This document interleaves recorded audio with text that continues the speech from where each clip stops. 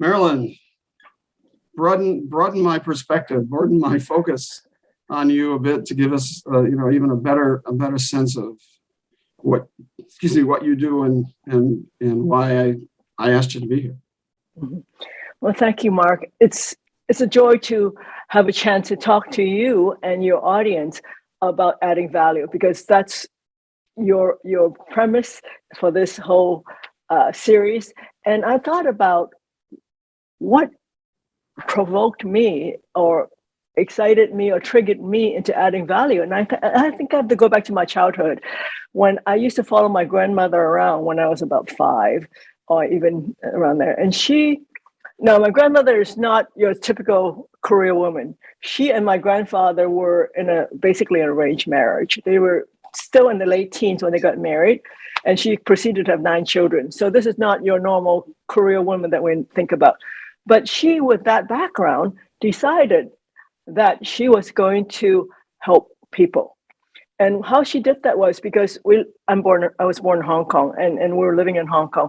And when I was a young child, there were a lot of people running from China into Hong Kong for a better life, escaping. And it's just sort of like what we have now in America, where people come here to try to get a better life. They want to add value and create a life that means something more than just basic survival.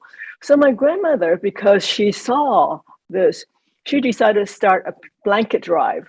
What that meant is every winter, and people think of Hong Kong being in the tropics, but the winters get quite bitter because we're on the ocean and the winds come from north, meaning from China in. So it gets quite bitter, cold, because it's a damp cold. So she decided to start a blanket drive, and it became so successful that it became what we now call the community chest, and it is one of the biggest charities in Hong Kong.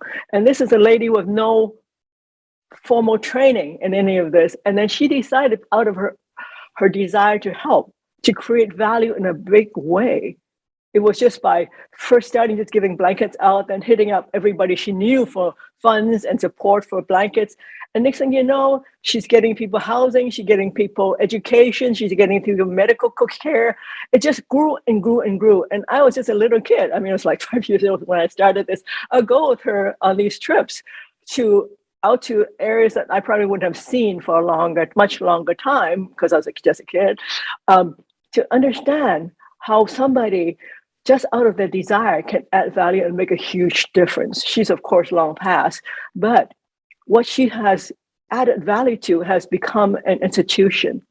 And so that in some way was embedded in my brain, that if you have a passion, if you have a vision, you can make a difference and you can add value in so many ways that ripples forever.